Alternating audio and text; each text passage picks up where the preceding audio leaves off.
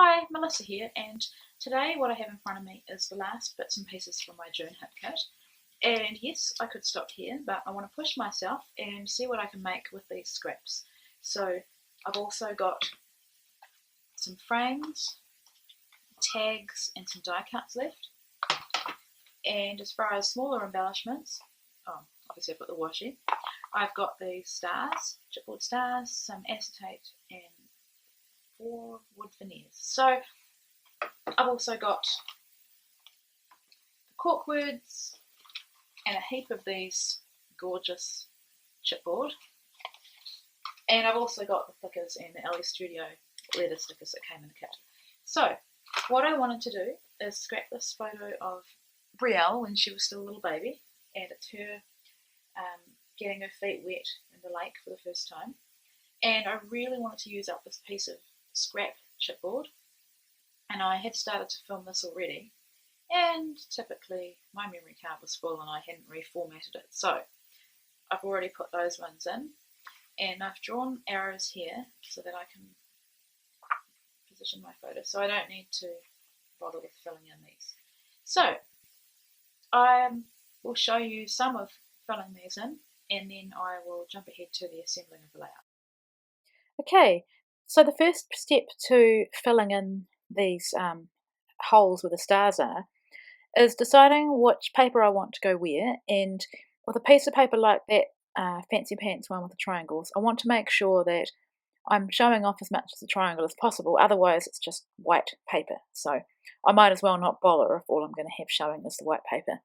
Now, at first I thought I wouldn't have to use any adhesive because I could just pull off the adhesive backing and stick the paper directly on. And that's what I do to start with. And what I'm doing there is just trimming out any bits that go over to the next star because I want to keep the papers entirely within them. And at first, so yeah, I use the adhesive that's on there, but as the further on I get, I find that it's not sticky enough. So yes, it is really good for getting the placement, and you'll see later on in my video that I have to come back in with some Tombow and just stick it down and make sure it's secure. Because the thing is, when I come to stick that entire piece of chipboard down, I'm going to have to put double-sided tape and glue because I don't want it to ever come off. And so if the pieces aren't secure, then that's exactly what's going to happen. So there I've skipped ahead, and now you can see how I've filled it in. Obviously I haven't put any two of the same papers next to each other, and I'm happy with how it looks.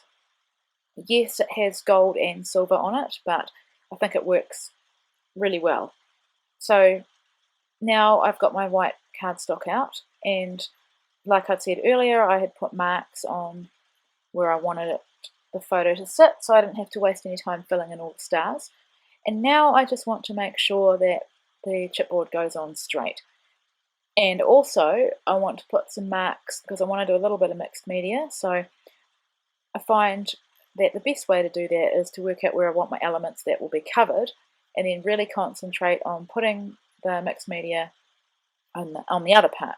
So I'm using everybody's favourite technique of the moment, and definitely one of my favourite techniques, the packaging technique, and I'm on a bit of a watercolour kick at the moment.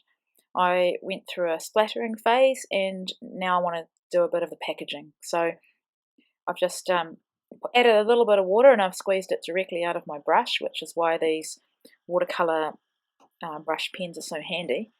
And I've just concentrated it on 3 areas, so well, I don't really need to explain because you can see. And so what I'm doing now is I want to bring in some blue, and the reason I'm using these colours is because her shorts are pink, a pink colour, and the lake is blue, and I think that just helps tie it all together. My husband's shorts, you can see a tiny piece of them there, are denim, and so they're blue as well. And I'm just using a bit of tissue because I've run out of paper towels just to dab the excess. And now I'm coming in with some splattering, so I'm doing the blue first, and I just want to, at first when it happened with that extra bit of blue there, I thought, oh no, I've ruined it. But no, you can come in with a paper towel pretty quickly or a tissue and dab it and get rid of that excess.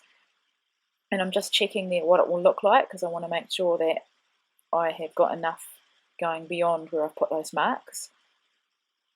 And now I'm using one of my favourite techniques to add dimension, and that's the reason I'm using chipboard is not only does it use up old chipboard, but because I have used that from the stars, that's actually a piece of chipboard, I know that the height will be the same or similar. Now, Freckled Fawn, I think, made stars, and crepe paper made that chipboard sheet, but it's going to be close enough, and it really does save on having to use foam adhesive. So I had a bit of trouble. I've cut it out of the video, but I actually used Tombow to glue my photo down. I just couldn't get it to stick. So when that happens, if you use double-sided tape and glue together, that will ensure that you get a firm sticking of your photo, or whatever you're sticking onto a chipboard. Now, the front of that chipboard is quite smooth, as is the back of the photo, so that's probably why it didn't stick. And now probably my favourite part of the layout, or making any layout which brings it all together, is layering up embellishments, and those are two tags that I've been trying to use. I think on every layout that I've made, I've brought them out, and there's another one as well, beautiful floral, and I've tried to just put them on, but just won't work. And that frame there with the two that can take two photos, it says "Hello Love" on it, is super cute, but I don't want to waste it by covering that up. And that is half of a doily that I cut with my Cuttlebug. And I saw someone posted, I think online on Facebook, that there's a new Martha Stewart circular punch that will punch doilies, and apparently it's quite expensive, and I would just say get yourself a doily die, or I mean, if you haven't got a silhouette, definitely get a doily die. Mine's a Couture Creations one.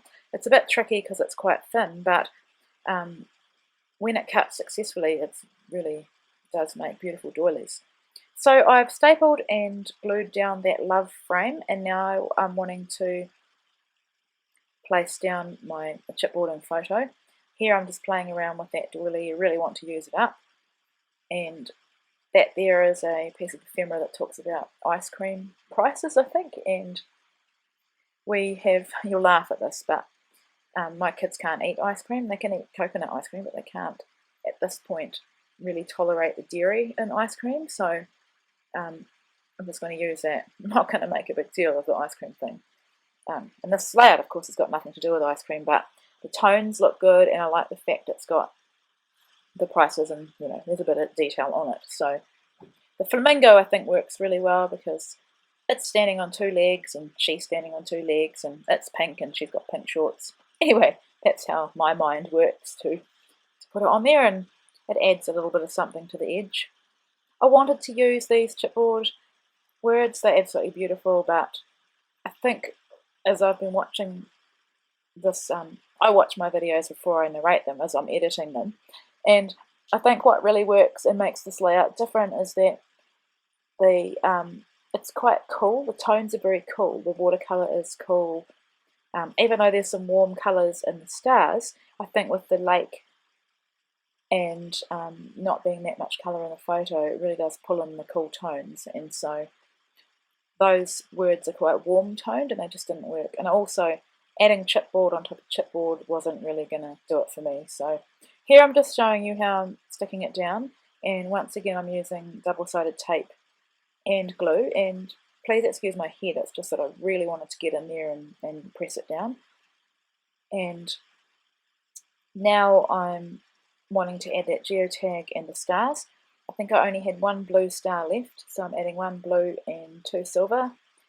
And it doesn't bother me. I mean, when I'm designing, I don't say, you know, must have 3 embellishment clusters of same coloured items. No, I hardly ever apply those kind of rules to my scrapbooking. I just go with what I think looks good, and I just go with the flow. So those silver thickers, this is the first time I've used them, and the whole point of this layout, aside from the stars, was to get some more of those used up. Actually, no, this is not. I think I've made another layout, but I have a process video where I've used, yes I have, another layout. So it's the second time I've used them anyway, but I am down to the last bits and pieces of my kit. So I'm adding some of those little chevron arrow things because I want to get them used up as well.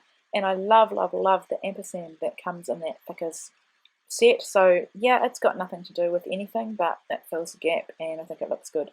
So now I'm adding my journaling, and that's pretty much it. You'll see some final photos coming up, and for the first time ever, I've actually got process videos queued up waiting for voiceovers. So welcome new subscribers. Thanks you guys, you are really awesome and I appreciate all of you that watch. And I'll be back soon. Bye.